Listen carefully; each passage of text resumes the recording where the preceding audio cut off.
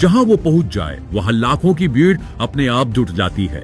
भारत के युवाओं के लिए प्रेरणा और करोड़ों हिंदुओं के दिलों में बसने वाले पूज्य संत पंडित श्री धीरेन्द्र कृष्ण शास्त्री जी। उम्र महज 29 साल, लेकिन संकल्प ऐसा जिसने पूरे देश का ध्यान खींच लिया है।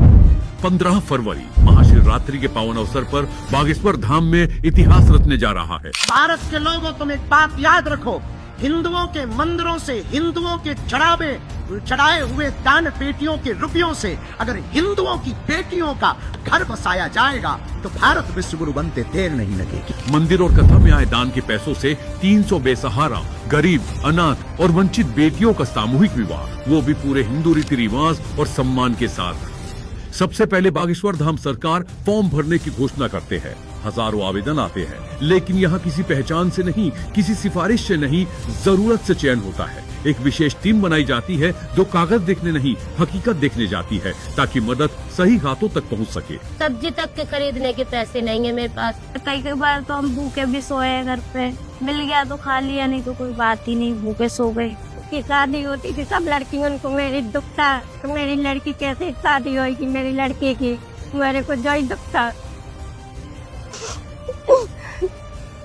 हमारे गांव में बागेश्वर धाम से शादी की जो सर्वे टीम है वो आई हुई थी बागेश्वर धाम से, और जो हमारे गांव में जिनने आवेदन किया था उनके बारे में बारीकी से पूछताछ कर रहे थे। हमसे भी पूछा है, गांव में और भी कई जगह जाकर उन्होंने पूछा है, लोगों से जानकारी जुटाई है, बड़ी ही बारीकी से, सूक्ष्मता से, उनके द्वारा बहुत ही सघनता से यहाँ पर पूछताछ की गई है। और फिर चयन के बाद स्वयं बागेश्वर धाम सरकार खुद कन्याओं के नाम की घोषणा करते हैं।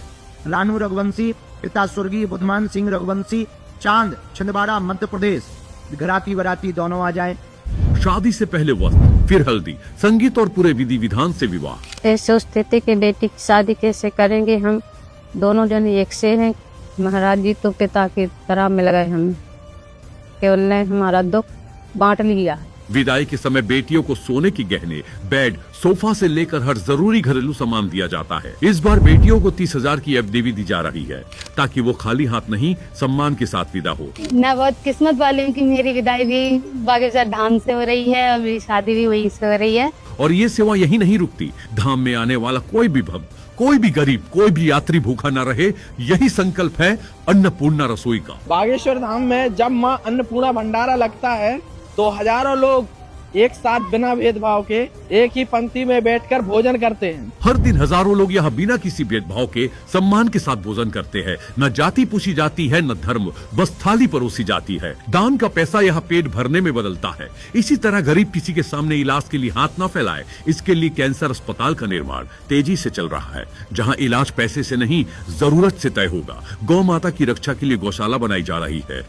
पर्यावरण के लिए बागेश्वर बगिया, जहां पेड़ लगाए जा रहे हैं ताकि आने वाली पीढ़ी सिर्फ कथा ना सुने, स्वच्छ धरती भी पाए। और सबसे बड़ा संकल्प वैदिक गुरुकुल, जहां बच्चे को आधुनिक शिक्षा के साथ वेद, संस्कृत और भारतीय संस्कृति का ज्ञान दिया जाएगा। यही वजह है कि बागेश्वर धाम आज सिर्फ एक तीर्थ नहीं, बल्कि सेवा, संस्कार और संकल्प का केंद्र बन चुका है। जिन बेटियों को आज कोई नहीं था, आज उन 300 घरों में बागेश्वर धाम सरकार एक मजबूत सहारा बनकर खड़े है।